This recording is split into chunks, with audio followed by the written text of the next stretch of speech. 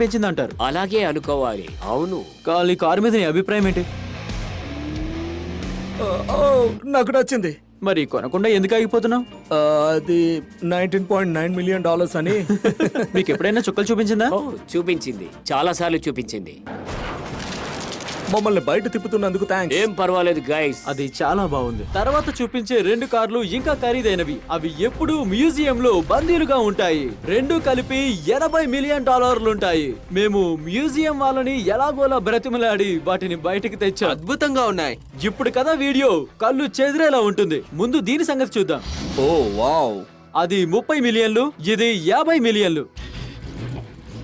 నిజం చెప్తున్నా, నాకు 50 మిలియన్ల కారు బాగా నచ్చింది. అందుకే డోనట్ మీడియాతో కలిసి దానిలో దూరాను. చాండ్లర్ ఆ 30 మిలియన్ కారులోకి కార్ లెజెండ్ అయిన బోబాక్మెన్ తో దూరాడు. సిద్ధంగా ఉన్నారా? మీరు రెడీయా? నేను రెడీ. రండి వెళ్దాం. చాండ్లర్ ఎక్కిన కారు ఎందుకంత ఖరీదంటే అది ఫెరారీ ఫౌండర్, ఫోర్డ్ ఫౌండర్ కోసం ప్రత్యేకంగా దాన్ని రూపొందించారు. నిజంగా ఇది అద్భుతంగా ఉంది. మానవ చరిత్రలోనే ఈ ఫెరారీ వెర్షన్ ను ఇప్పటిదాకా రూపొందించలేదు. ఆ ఎత్తులో జాగ్రత్త, గీరుకునేలా చేయొద్దు. వీధులు ఎంత దారుణంగా ఉన్నాయో. ఒక 50 మిలియన్ల కార్ డ్రైవ్ చేస్తే గానీ ఎవరు గుర్తించరు. మేమున్న ఈ కార్ చాలా ఖరీదైన జాగ్వార్ కార్.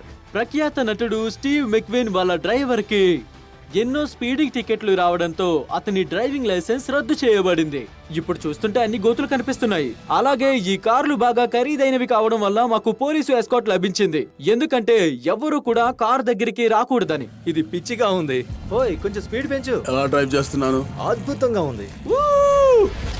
ఓ నా హ్యాట్. ఓ సర్లే.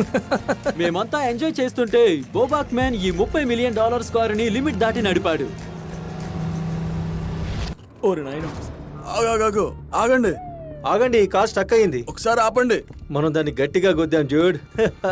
ఆ $30 మిలియన్ కార్ అక్కడే నిలిచిపోయింది. ఇక నుండి జంప్ చేసి $100 మిలియన్ ఖరీదైన అలాగే ప్రపంచంలోని మొదటి ఫెరారీని డ్రైవ్ చేయబోతున్నాం. $100 మిలియన్ కార్ అంటే ఎలా ఉంటుందని అందరూ కూడా ఊహించుకుంటారు. కానీ ఈ $100 మిలియన్ కార్ ఇదిగోండి ఎలా ఉంటుందంటే ఆశ్చర్యంగా ఉంటుంది కదా. ఈ కార్ కు ఎంతో చరిత్ర ఉంది, అలాగే చాలా విలువైంది కాబట్టి దీన్ని కేవలం మ్యూజియం రిప్రజెంటేటివ్ మాత్రమే నడపాలని అనుమతిచ్చారు. అలాగే దాన్ని ఈ బ్రిడ్జ్ మీద మాత్రమే నడపాలంట. అందుకు పోలీసులు బ్రిడ్జ్ మీద రోడ్ ని చెక్ చేశారు. అలాగే బ్రిడ్జ్ మీద ఉన్న గుంతలను వర్కర్స్ పూర్తి చేసి శుభ్రం చేశారు. ఈ $100 మిలియన్ల కార్ కి ఎటువంటి డ్యామేజ్ కాకూడదని స్ట్రీట్ మొత్తాన్ని ఖాళీ చేయించారు. ఇది భలేగా వెళ్తోంది. ఆల్రైట్, ఇప్పుడు మనం బ్రిడ్జ్ మీద ఉన్నాం.